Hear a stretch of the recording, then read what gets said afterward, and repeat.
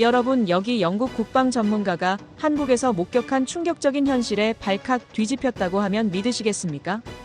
2024년 12월 3일 밤 한국을 연구하던 한 영국 국방 컨설턴트가 서울 한복판에서 믿을 수 없는 광경을 목격했습니다. 바로 21세기의 계엄령이 선포되는 순간이었죠. 하지만 그 다음에 벌어진 일들은 그녀의 모든 예상을 뒤엎는 충격적인 것이었습니다.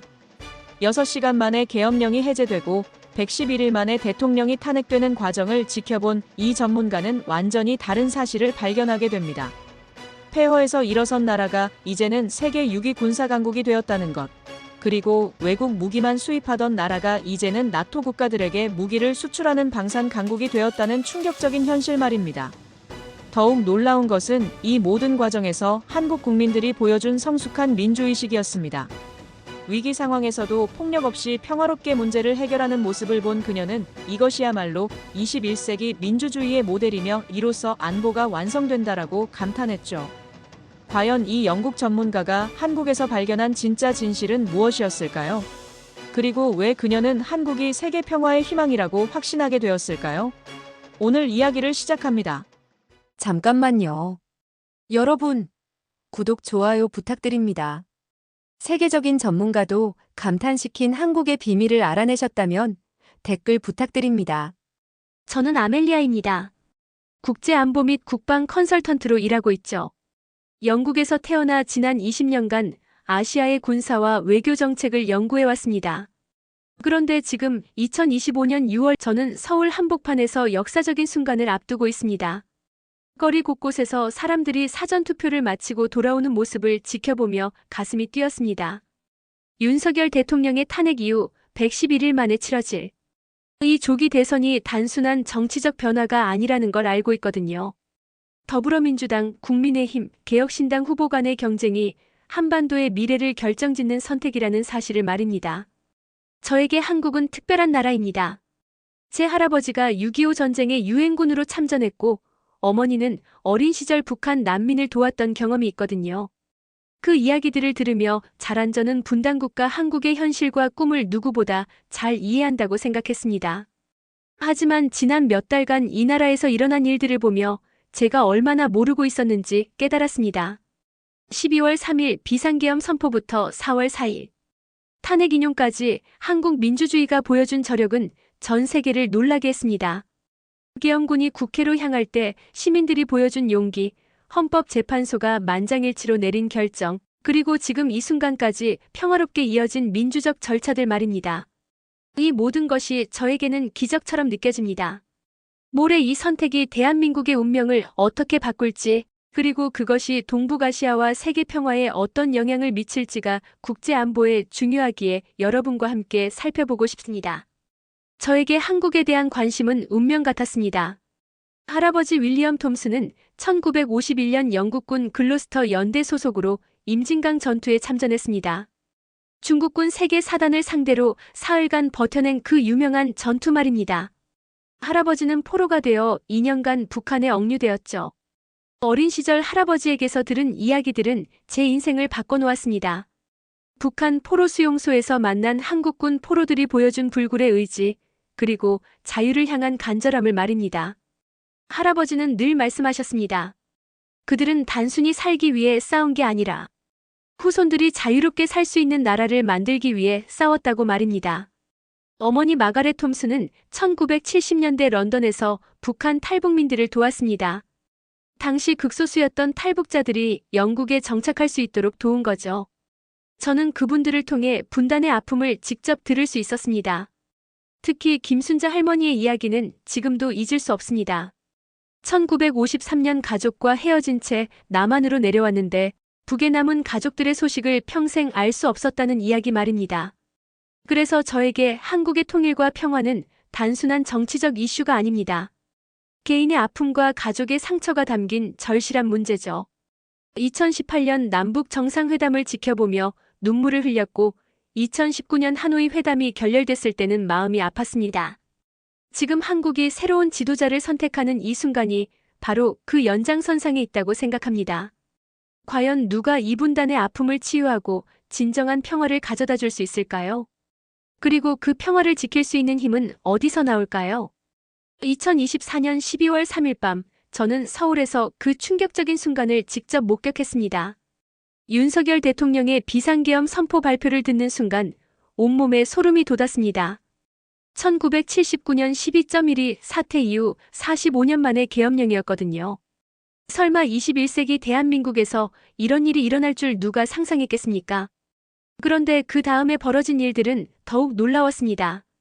계엄군이 국회로 향한다는 소식이 전해지자 시민들이 자발적으로 국회 앞으로 몰려들기 시작했습니다. 저도 그 현장에 있었는데 사람들의 표정에서 분노와 함께 굳은 의지를 읽을 수 있었습니다. 이건 단순한 시위가 아니라 민주주의를 지키려는 시민들의 투쟁이었습니다. 국회 본회의장에서 국회 부의장이 계엄 해제 요구 결의안을 가결시킬 때의 그 장면을 잊을 수 없습니다. 국회의원들이 담장을 넘어 국회로 들어오는 모습, 군인들과 대치하면서도 헌법과 민주주의를 외치던 모습들 말입니다. 6시간 만에 계엄이 해제되었지만 그 충격은 오래갔습니다. 그리고 12월 14일 탄핵소추안이 가결되는 순간도 한국에서 계속 지켜봤습니다. 국민의힘 의원 12명이 찬성표를 던진 순간의 그 긴장감을 지금도 생생히 기억합니다. 정치적 이해관계를 넘어 헌법과 민주주의를 선택한 용기였죠. 4월 4일 헌법재판소의 만장일치 파면 결정까지 이 모든 과정에서 한국 민주주의의 성숙함을 확인할 수 있었습니다. 외국인인 저에게 이런 경험은 충격 그 자체였습니다. 위기 상황에서 보여준 한국 국민들의 냉정함과 성숙함, 그리고 제도에 대한 신뢰가 얼마나 소중한 자산인지 깨달았거든요. 이것이 바로 진정한 민주주의 강국의 모습이 아닐까요? 탄핵 정국을 지켜보며 저는 한국의 안보 상황을 면밀히 분석해봤습니다.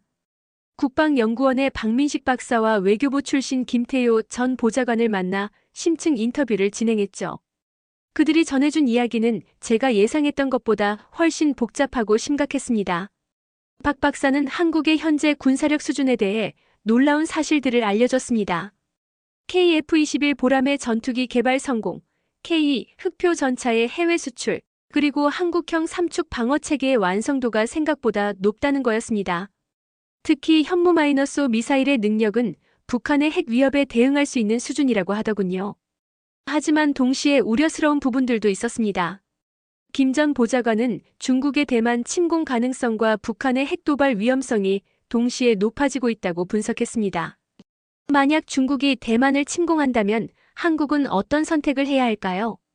미국과의 동맹 관계를 유지하면서도 중국과의 경제적 관계를 포기할 수 없는 딜레마에 빠질 수밖에 없다는 거죠. 더욱 충격적이었던 건 북한의 러시아 파병 문제였습니다. 이미 1만 2천 명의 북한군이 우크라이나 전선에 투입되었고 그 대가로 러시아로부터 첨단 군사기술을 전수받고 있다는 정보였습니다. 이는 한반도 군사균형에 심각한 변화를 가져올 수 있는 상황입니다. 이런 복잡한 안보 환경에서 한국이 선택할 새로운 지도자의 역할이 얼마나 중요한지 실감했습니다. 단순히 국내 정치를 넘어 동북아시아 전체의 평화와 안정을 좌우할 수 있는 선택이라는 걸 말입니다. 과연 모레 선택될 새 대통령이 이런 도전들을 현명하게 헤쳐나갈 수 있을까요? 대선 후보들의 정책을 분석하면서 저는 깊은 고민에 빠졌습니다. 더불어민주당 후보는 대화를 통한 평화 정착을 강조하고 있고 국민의힘 후보는 강력한 억지력 구축을 주장하고 있습니다. 개혁신당 후보는 새로운 세대의 관점에서 균형 잡힌 접근을 내세우고 있죠. 과연 어떤 선택이 한국에게 최선일까요? 선거 막바지 여론조사 결과들을 보며 더욱 복잡한 심경이 들었습니다. 주요 후보들이 오차범위 내 초박빙 승부를 벌이고 있다는 소식 말입니다. 초반 압도적 우세였던 한 후보의 지지율이 급격히 변화하고 다른 후보들이 급상승한 상황입니다. 이런 급변하는 여론이 과연 무엇을 의미하는 걸까요? 서울대학교 정치외교학부 박원곤 교수와의 대화에서 흥미로운 분석을 들을 수 있었습니다. 한국 유권자들이 단순히 정권 교체를 원하는 것이 아니라 진정한 변화를 갈망하고 있다는 거였습니다. 계엄 사태를 겪으며 기존 정치에 대한 불신이 높아졌고 동시에 강력한 리더십에 대한 요구도 커졌다는 분석이었죠. 특히 20-30대 젊은 세대의 표심이 주목됩니다. 이들은 기성 정치에 대한 거부감이 크면서도 안보에 대한 현실적 인식을 갖고 있습니다. 북한의 핵 위협과 중국의 압박, 러시아와의 군사협력 강화 등을 직시하며 실용적 선택을 하려는 경향을 보이고 있거든요. 하지만 저에게 가장 인상 깊었던 건 사전투표소에서 만난 일반 시민들의 모습이었습니다. 70대 할머니부터 갓 성인이 된 대학생까지 모두가 진지한 표정으로 투표에 임하는 모습을 보며 한국 민주주의의 저력을 다시 한번 확인할 수 있었습니다. 이들의 선택이 바로 대한민국의 미래를 결정할 것입니다. 사전투표가 진행되는 동안 저는 경기도 성남에 위치한 한국항공우주산업본사를 방문할 기회가 있었습니다. KF-21 보람의 전투기의 실물을 직접 보는 순간 저는 말문이 막혔습니다. 이 아름다운 전투기가 정말 한국이 독자 개발한 것이라는 사실이 믿어지지 않았거든요. KAI의 김승조 부사장이 직접 설명해 주신 개발 과정은 그야말로 감동 그 자체였습니다. 2015년 개발을 시작해서 불과 7년 만에 초도 비행에 성공했다는 거죠.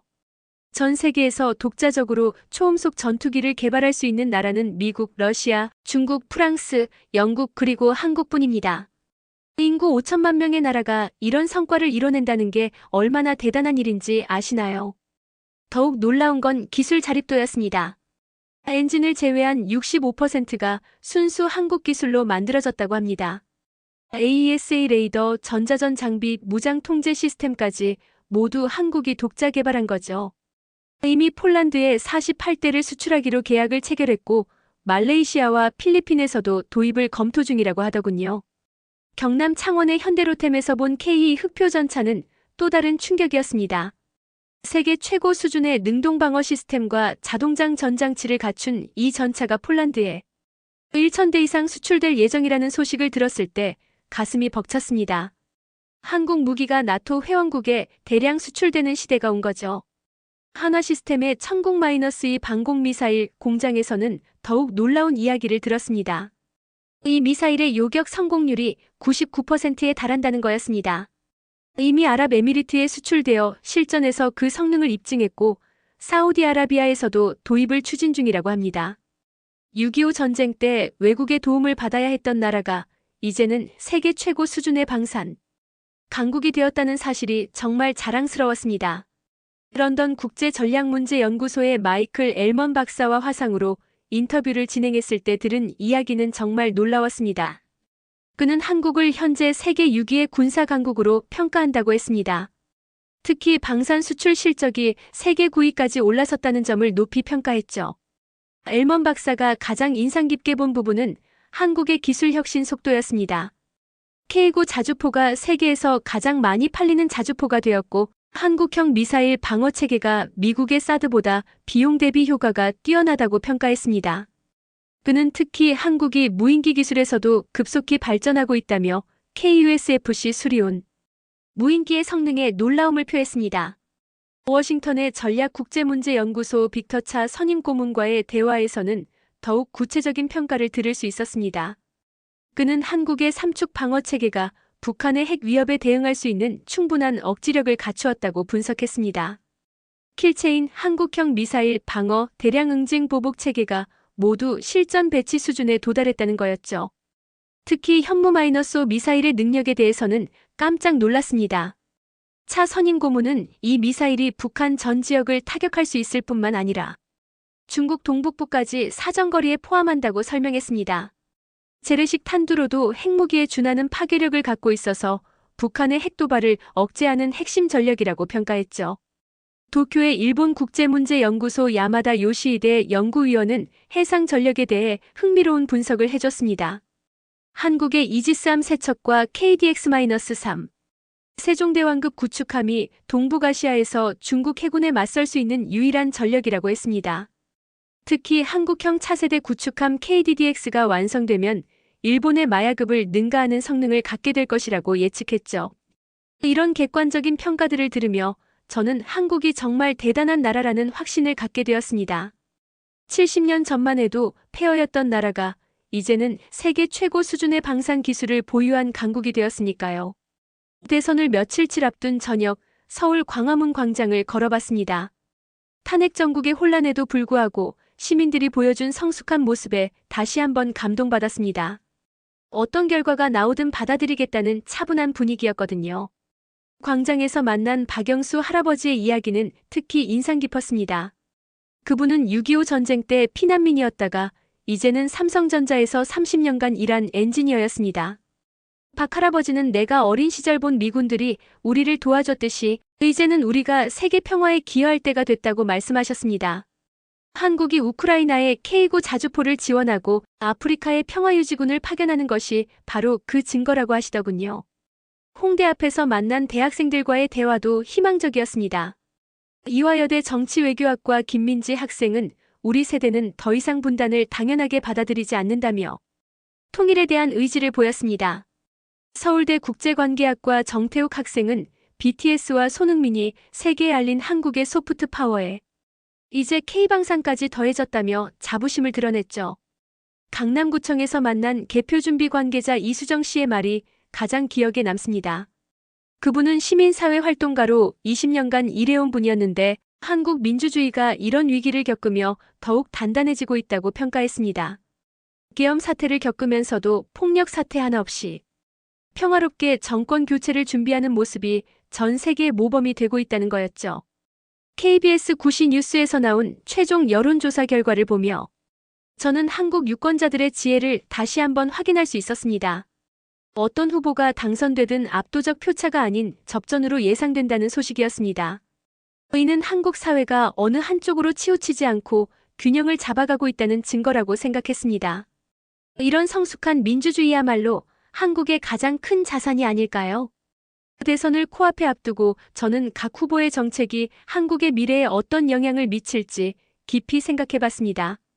더불어민주당 후보가 내세운 평화경제로는 남북 경제협력을 통해 동북아시아 번영을 이끌겠다는 비전이었습니다. 개성공단 재가동과 금강산 관광 재개를 통해 북한을 변화시키겠다는 구상이죠. 국민의힘 후보의 힘을 통한 평화론도 설득력이 있었습니다. 국방비를 GDP 3%까지 늘려 압도적 군사력을 구축하고 한미동맹을 더욱 강화해서 북한의 도발 자체를 원천 봉쇄하겠다는 전략이었습니다. 특히 핵추진 잠수함 도입과 전술핵 재배치까지 검토하겠다는 입장이 인상적이었죠. 개혁신당 후보의 디지털 안보로는 새로운 관점이었습니다. 사이버 전쟁과 우주 군사화 시대에 맞춰 첨단 기술력으로 안보를 책임지겠다는 구상이었거든요. 한국이 반도체와 인공지능 분야에서 갖는 우위를 군사 분야로 확장하겠다는 비전이었습니다. 최근 여론조사에서 드러난 지역별 지지 양상도 흥미로웠습니다. 서울과 경기도에서는 민주당 후보가 우세하고 부산과 대구에서는 국민의힘 후보가 앞서며 대전과 광주에서는 개혁신당 후보가 예상보다 선전하고 있었죠. 이런 결과는 한국 사회가 지역주의를 넘어 정책 중심으로 선택하고 있다는 긍정적 신호라고 생각했습니다. 어떤 후보가 당선되든 과반 득표는 어려울 것으로 예상됩니다. 이는 한국 사회가 어느 한 방향으로 치우치지 않고 균형을 추구하고 있다는 의미였죠. 새로운 대통령은 반대편 유권자들까지 포용하며 국정을 운영해야 하는 숙제를 안게 될 것입니다. 저는 이런 상황이 오히려 한국에게는 기회라고 생각했습니다. 극단적 정책보다는 현실적이고 균형 잡힌 접근을 할 수밖에 없을 테니까요. 그리고 그런 접근이야말로 분단국가 한국에게 가장 필요한 것이라고 믿습니다. 대선을 앞두고 저는 각 후보가 제시한 구체적인 공약들을 면밀히 분석해봤습니다. 세 후보 모두 강한 한국을 내세우고 있지만 그 방법론에서는 확연한 차이를 보였습니다. 이런 차이점들이 바로 유권자들이 선택해야 할 갈림길이라고 생각했습니다. 경제정책에서도 뚜렷한 색깔이 드러났습니다. 민주당 후보는 소득주도 성장의 연장선에서 분배를 통한 성장을 강조했고 국민의힘 후보는 기업 친화적 정책으로 투자 활성화를 추진하겠다고 했습니다. 개혁신당 후보는 혁신 성장을 내세우며 스타트업과 벤처 육성에 집중하겠다는 입장이었죠. 외교안보 정책에서는 더욱 미묘한 차이가 있었습니다. 한미동맹의 중요성에 대해서는 모든 후보가 동의했지만 중국과의 관계 설정에서는 온도차가 있었습니다.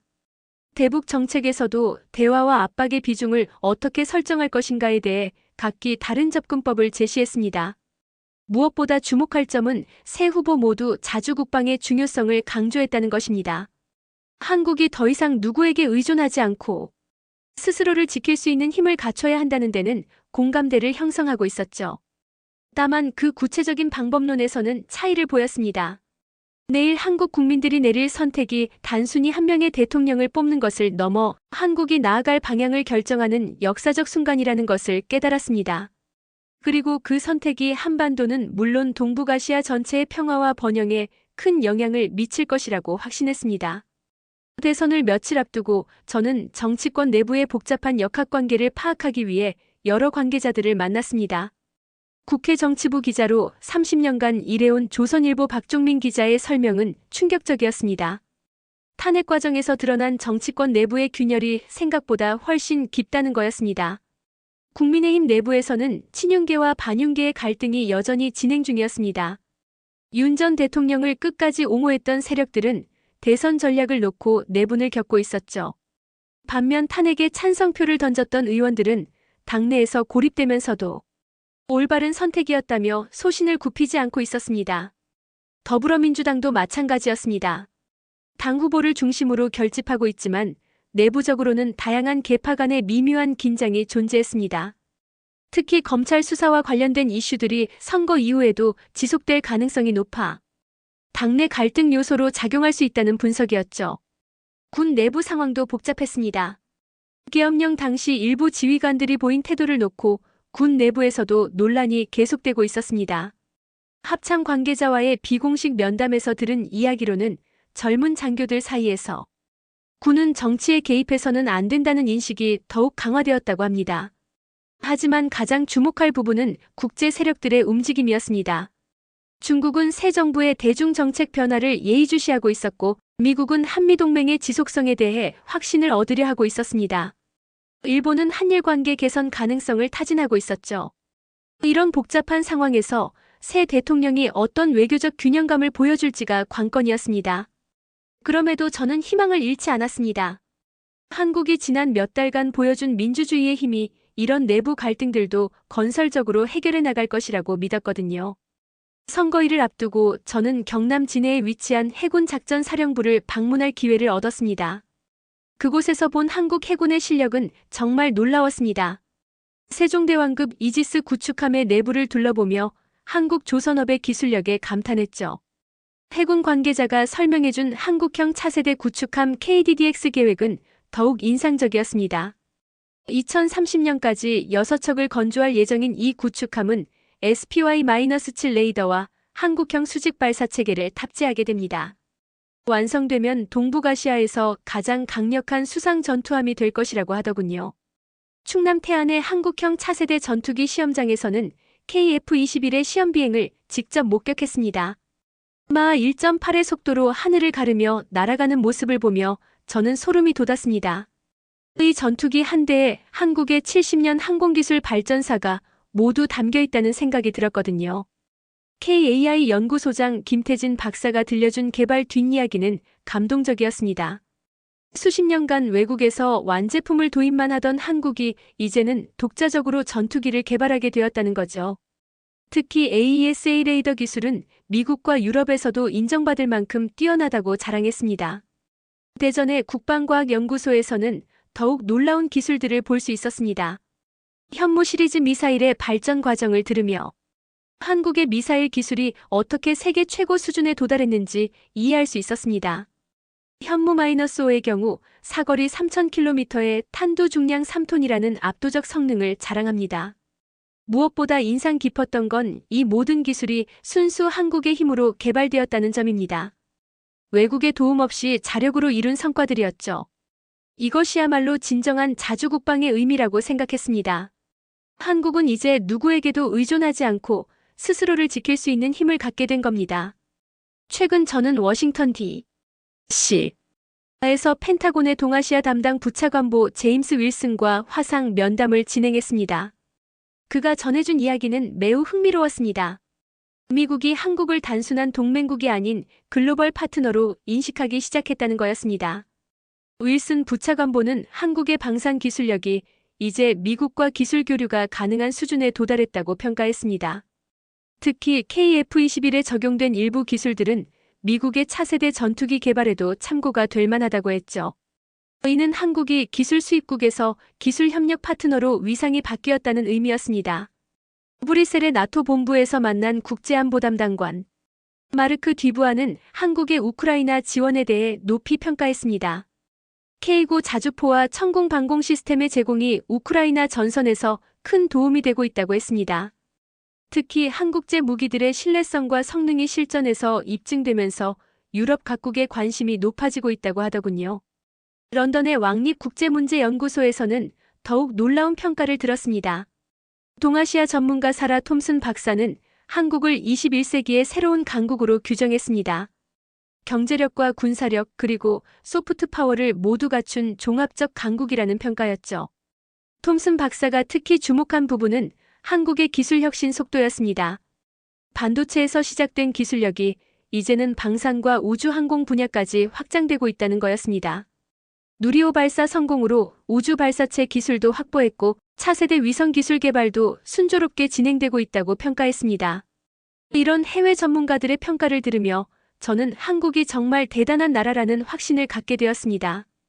불과 한 세대 만에 최빈국에서 선진국으로 기술 수입국에서 기술 강국으로 변모한 것은 인류 역사상 유례없는 일이니까요. 선거일이 다가오자 저까지도 한국 국민이 다 된 느낌입니다. 뉴스 기사도 많이 찾아보고 시장에서 상인들을 만나면 물어보기도 했죠. 전국 각지를 돌며 국민들의 목소리를 직접 들어봤습니다. 외국인이 이런 걸 궁금해한다고 많이 웃으셨지만 그래도 자신들의 입장을 잘 설명해 주시더라고요. 부산 자갈치 시장에서 만난 김영호 상인의 이야기가 특히 인상 깊었습니다. 그분은 정치가 어떻게 바뀌든 우리는 열심히 살아야 한다며 새 대통령이 경제를 잘 살려주기만 하면 된다고 말했습니다. 대구 서문시장의 박순자 할머니는 다른 관점을 보여주셨습니다. 탄핵 사태를 겪으며 우리나라 민주주의가 얼마나 소중한지 깨달았다며 이제는 정치인들이 국민을 무시하면 안 된다는 걸 알 것이라고 하셨죠. 70대 할머니의 입에서 나온 정치의식 수준에 저는 감탄했습니다. 광주 5.18 기념관에서 만난 시민들의 이야기는 더욱 뭉클했습니다. 당시 계엄령을 직접 경험했던 분들이 12.3. 계엄은 5.18과는 다르다며 국민들이 더 이상 군부 독재를 용납하지 않는다는 걸 보여준 사건이라고 평가했습니다. 민주주의에 대한 이들의 신념이 얼마나 확고한지 느낄 수 있었죠. 서울 홍대 앞에서 만난 젊은이들의 반응도 흥미로웠습니다. 연세대 학생 이민준 씨는 우리 세대는 더 이상 이념에 얽매이지 않는다며 실용주의적 접근으로 통일 문제를 해결해야 한다고 주장했습니다. 이화여대 학생 박소영 씨는 K컬처의 힘을 외교에도 활용해야 한다며 새로운 관점을 제시했죠. 제주도에서 만난 해녀 김옥분 할머니의 말씀은 특히 감동적이었습니다. 바다를 지키며 살아온 우리처럼 나라도 우리 힘으로 지켜야 한다며 외국 도움만 바라지 말고 스스로 강해져야 한다고 강조하셨습니다. 80세 할머니의 자주국방 의식에 저는 놀라지 않을 수 없었습니다. 이렇게 전국을 돌며 만난 국민들의 공통점은 성숙한 민주의식과 확고한 자주정신이었습니다. 어떤 위기가 와도 굴복하지 않고 스스로의 힘으로 헤쳐나가겠다는 의지를 느낄 수 있었죠. 이런 국민들이 있는 한 한국의 미래는 밝다고 확신했습니다. 선거일을 앞두고 저는 선거 이후 예상되는 여러 갈등 요소들에 대해 분석해봤습니다. 분석하는 걸 중요하게 생각하는 저로서는 대통령 선거의 결과가 국제 안보에 어떻게 영향이 갈지 예측해보아야 하거든요. 제가 보기에는 어떤 후보가 당선되든 완전한 국민적 합의를 이루기는 어려울 것으로 보였습니다. 하지만 이런 갈등들이 오히려 한국 민주주의를 더욱 성숙하게 만들 기회가 될 수도 있다는 생각이 들었습니다. 가장 첨예한 갈등이 예상되는 부분은 대북 정책이었습니다. 새 정부가 어떤 정책을 추진하든 야당과 일부 국민들의 반발이 있을 것으로 예상되었습니다. 하지만 최근 여론조사 결과를 보면 60% 이상이 대화와 억지의 균형을 지지한다고 응답했습니다. 이는 국민들이 극단적 접근보다는 균형 잡힌 정책을 원한다는 의미였죠. 국방 예산을 둘러싼 논란도 예상되었습니다. 야당 측에서는 국방비를 GDP 3%까지 늘려야 한다고 주장할 가능성이 높았지만 여당에서는 효율적 배분이 더 중요하다는 입장을 고수할 것으로 보였습니다. 결국 타협을 통한 점진적 증액이 현실적 대안이 될 것 같았습니다. 한미동맹 정책에서도 미묘한 차이가 드러날 것으로 예상되었습니다. 새 정부가 동맹의 현대화를 추진하면 일부에서는 미국에 휘둘린다는 비판이 제기될 가능성이 있었습니다. 하지만 대부분의 국민들은 실리를 추구하는 외교를 지지할 것으로 보였습니다. 무엇보다 중요한 건 이런 갈등들이 모두 제도권 내에서 해결될 것이라는 점이었습니다. 과거처럼 거리로 나와 대립하는 대신 국회와 언론을 통해 건전한 토론을 벌일 것으로 예상되었죠. 국정감사에서 야당이 날카로운 질의를 던져도 여당과 정부는 성실하게 답변하려 노력할 것입니다. 시민사회의 반응도 성숙할 것으로 예상되었습니다. 진보와 보수 진영 모두 극단적 주장보다는 현실적 대안을 제시하려 할 것이고 국민들도 이런 모습을 긍정적으로 평가할 것입니다. 이런 변화야말로 한국이 진정한 선진국으로 나아가고 있다는 증거라고 생각했습니다. 내일 새로운 대통령이 선출된다면 어떤 실질적인 정책 변화들이 나타날지 저는 깊이 고민해봤습니다. 가장 눈에 띌 변화는 국방정책의 현실적 접근일 것입니다. 새 정부는 평화를 위한 힘이라는 개념 하에 방위력 증강과 대화 정책을 동시에 추진할 가능성이 높습니다. 국방부 관계자들과의 사전 면담에서들은 새로운 국방 전략 구상은 매우 인상적이었습니다. 기존의 수동적 방어에서 벗어나 적극적 억제로 전환한다는 거였죠. 이를 위해 장거리 타격 능력을 대폭 강화하고 우주와 사이버 영역에서의 대응 능력도 획기적으로 늘릴 것으로 예상됩니다. 가장 주목할 만한 변화는 방산 수출 정책일 것입니다. 새 정부는 K-디펜스를 국가 브랜드로 육성할 가능성이 높습니다. 폴란드에 이어 루마니아, 호주 등 더 많은 국가로 한국 무기 수출을 확대할 것으로 예상됩니다. 이제 한국 무기가 세계 각지에서 평화를 지키는 데 기여하게 될 것입니다. 경제 정책에서도 큰 변화가 예상됩니다. 새 정부는 신성장 동력 확보를 위해 방산과 우주항공 산업을 전략 산업으로 지정할 가능성이 높습니다. 이 분야에 향후 10년간 대규모 투자를 통해 글로벌 경쟁력을 확보하려 할 것입니다. 외교 정책에서는 실용주의 외교가 두드러질 것으로 예상됩니다. 미국과의 동맹은 유지하면서도 중국과의 경제 협력도 계속하고 일본과는 과거사 문제와 현안을 분리해서 접근할 것입니다. 특히 한일 간 방산 기술 협력 가능성까지 제기될 수 있습니다. 무엇보다 중요한 건 이런 정책들이 모두 국민적 합의를 바탕으로 추진될 것이라는 점입니다. 야당도 건설적 견제 역할에 충실할 것이고 시민사회도 정책 개선 방안을 적극 제안할 것입니다. 이런 모습이야말로 성숙한 민주주의 국가의 모습이라고 생각합니다. 한국에서 보낸 이 시간들을 돌아보며 저는 깊은 감동을 느꼈습니다. 제가 처음 한국에 왔을 때는 단순히 아시아의 한 분단 국가 정도로 생각했었습니다. 하지만 지금은 완전히 다른 관점을 갖게 되었죠. 한국은 21세기 민주주의와 평화의 모델이 될 수 있는 나라라는 확신을 갖게 되었습니다. 제 할아버지가 6.25 전쟁에서 목격했던 그 폐허의 땅이 이제는 세계를 놀라게 하는 기적의 나라가 되었습니다. 전쟁의 상처를 딛고 일어서서 민주주의를 꽃피우고 경제 발전을 이루며 이제는 세계 평화에 기여하는 나라로 성장한 것입니다. 특히 지난해 계엄 사태를 겪으면서 보여준 한국 국민들의 성숙함은 저에게 큰 교훈이 되었습니다. 위기 상황에서도 폭력에 의존하지 않고 민주적 절차를 통해 문제를 해결한 모습이 얼마나 소중한지 깨달았거든요. 이런 경험이 있는 나라라면 어떤 도전이 와도 지혜롭게 헤쳐나갈 수 있을 것입니다. 한국의 군사기술 발전상도 제게는 큰 충격이었습니다. 외국의 도움에만 의존하던 나라가 이제는 독자적인 무기 체계를 개발하고 해외에 수출까지 하는 수준에 도달했다는 것이 정말 놀라웠습니다. 이것이야말로 진정한 자주국방의 의미가 아닐까요? 저는 이제 확신합니다. 한국이 동북아시아는 물론 세계 평화에 중요한 역할을 할 것이라고 말입니다. K-팝과 K-드라마로 시작된 한류가 이제는 K-디펜스로까지 확장되어 세계 각국의 안보에 기여하고 있습니다. 앞으로 저는 영국으로 돌아가서 한국의 이런 모습들을 더 많은 사람들에게 알리고 싶습니다. 특히 서구 사회가 갖고 있는 아시아에 대한 편견을 깨트리는데 기여하고 싶습니다. 한국이야말로 21세기 민주주의와 평화, 번영의 모델이 될 수 있는 나라라는 것을 알리고 싶거든요. 그리고 국제사회의 인정이 그 근거입니다. 한국이 이제 진정한 글로벌 리더로 발돋움하고 있다는 것을 실감할 수 있었거든요. 무엇보다 인상 깊은 것은 한국형 다자안보협력 재구상입니다. 새 정부가 제안할 것으로 예상되는 인도태평양, 평화협력체는 미중 패권 경쟁이 격화되는 상황에서 중견 국가들이 함께 평화를 만들어가자는 구상입니다. 이미 호주, 캐나다, 싱가포르 등이 관심을 보이고 있다고 합니다. 한국의 우주개발 성과도 놀랍습니다. 누리호에 이어 차세대 발사체 개발도 순조롭게 진행되고 있고 달 탐사선 다누리 2호 발사도 계획되어 있습니다. 2030년까지 한국이 우주강국 10위 안에 진입할 것이라는 전망도 나오고 있죠. 새로운 세대의 성장도 희망적입니다.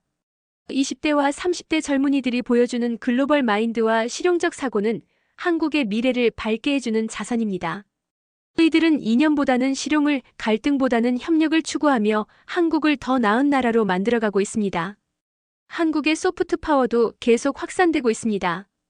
K-팝에 이어 K-푸드, K-뷰티, 그리고 이제는 K-디펜스까지 전 세계가 한국에 주목하고 있습니다. 이런 종합적인 국력이야말로 21세기 강국의 조건이라고 생각합니다. 저는 한국이 앞으로도 현명한 선택을 계속해 나갈 것이라고 믿습니다. 지난 몇 달간 보여준 국민들의 지혜와 정치인들의 책임감, 그리고 시민사회의 성숙함이 그 근거입니다. 어떤 도전이 와도 한국은 민주적이고 평화적인 방법으로 해결해 나갈 것입니다. 저는 곧 본국으로 돌아갑니다. 한국에서의 마지막 주를 보내며 저는 이 나라가 세계에서 차지하는 위치를 다시 한번 확인할 수 있었습니다.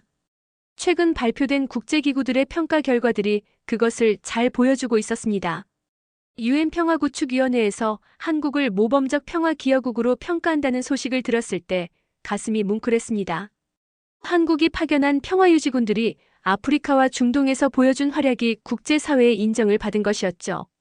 전쟁의 폐허에서 일어선 나라가 이제는 다른 나라의 평화를 돕는 역할을 하고 있다는 것이 정말 감동적이었습니다.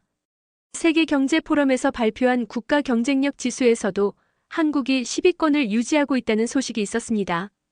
특히 혁신 역량 부문에서는 3위를 기록해 기술 강국으로서의 위상을 확인했죠. 반도체에서 시작된 기술력이 이제는 모든 분야로 확산되고 있다는 평가였습니다. 국제투명성기구가 발표한 부패인식 지수에서도 한국이 크게 상승했다는 반가운 소식이 있었습니다. 탄핵 과정을 통해 보여준 법치주의 정신과 시민사회의 견제 역할이 국제사회의 인정을 받은 것이었습니다. 이제 한국은 아시아에서 가장 투명한 국가 중 하나로 평가받고 있습니다. 프리덤하우스의 자유도 평가에서도 한국이 완전한 자유국가로 분류되었다는 소식을 들었습니다. 언론의 자유, 집회 시위의 자유, 종교의 자유 등 모든 부문에서 높은 점수를 받았다고 했습니다. 불과 몇십 년 전까지만 해도 군사독재를 겪었던 나라가 이제는 세계 최고 수준의 민주주의 국가가 된 것입니다. 무엇보다 자랑스러운 건 한국 젊은이들이 세계 각지에서 보여주고 있는 활약입니다. 실리콘밸리의 스타트업부터 UN 본부의 국제공무원까지 한국의 젊은 인재들이 전 세계에서 자신의 능력을 인정받고 있습니다. 이들이야말로 한국의 미래이자 세계의 희망이라고 생각합니다. 이런 모든 것들을 종합해보면 한국은 이제 명실상부한 선진국이 되었다고 할 수 있습니다. 경제력과 군사력, 소프트 파워와 민주주의의 모든 면에서 세계 최고 수준에 도달한 것입니다. 지금 저는 런던으로 떠나기 위해 짐을 싸고 있습니다. 한국에서 보낸 1년 반의 시간을 돌아보며 마음이 벅차오릅니다. 이 나라에서 경험한 모든 것들이 제 인생에 큰 변화를 가져다 주었거든요. 처음 한국에 왔을 때 저는 단순히 분단국가의 안보 상황을 연구하러 온 외국인 전문가였습니다. 하지만 지금은 한국을 진심으로 사랑하게 된 사람이 되었습니다. 이 나라의 놀라운 발전상과 국민들의 성숙함, 그리고 무한한 가능성을 직접 목격했기 때문입니다. 제가 목격한 한국은 정말 기적의 나라였습니다. 6.25 전쟁의 폐허에서 일어서서 경제 발전을 이루고 민주화를 성취하며 이제는 세계 평화에 기여하는 나라가 되었습니다. 이런 나라가 또 있을까요? 저는 없다고 확신합니다. 특히 지난해 계엄 사태를 겪으면서 보여준 한국 국민들의 모습은 평생 잊을 수 없을 것입니다. 위기 상황에서도 냉정을 잃지 않고 민주적 절차를 지켜낸 시민들, 헌법과 법치주의를 수호한 정치인들, 그리고 공정한 심판을 내린 헌법재판소의 모습 말입니다. 이것이야말로 진정한 민주주의의 모습이었습니다. 한국의 군사기술 발전상도 저에게는 큰 충격이었습니다. 외국 무기를 도입만 하던 나라가 이제는 세계 최고 수준의 무기를 개발하고 수출하는 나라가 되었습니다. 이것이야말로 진정한 자주국방이고 모든 나라가 꿈꾸는 이상이 아닐까요? 내일 한국 국민들이 내릴 선택이 어떤 결과를 가져올지는 모릅니다. 하지만 저는 확신합니다. 어떤 후보가 당선되든 한국은 올바른 길을 찾아갈 것이라고 말입니다. 지금까지 보여준 지혜와 성숙함이 그 근거입니다. 앞으로 영국으로 돌아가서도 저는 한국의 이런 모습들을 더 많은 사람들에게 알리겠습니다. 한국이야말로 21세기 민주주의와 평화, 번영의 모델이 될 수 있는 나라라는 것을 말입니다. 그리고 언젠가는 통일된 한반도에서 더 큰 기적을 만들어낼 것이라고 믿습니다. 지금 이 순간 한국은 새로운 역사를 써내려가고 있습니다. 그 역사의 주인공은 바로 한국 국민 여러분입니다. 여러분의 선택이 한국의 미래를 만들고 세계의 평화를 좌우할 것입니다. 저는 그 선택을 믿습니다. 오늘의 사연은 여기까지입니다. 함께 해주신 여러분 감사합니다. 여러분의 의견을 댓글로 남겨주세요. 우리 감동은 여러분과 늘 함께 하겠습니다. 건강하세요.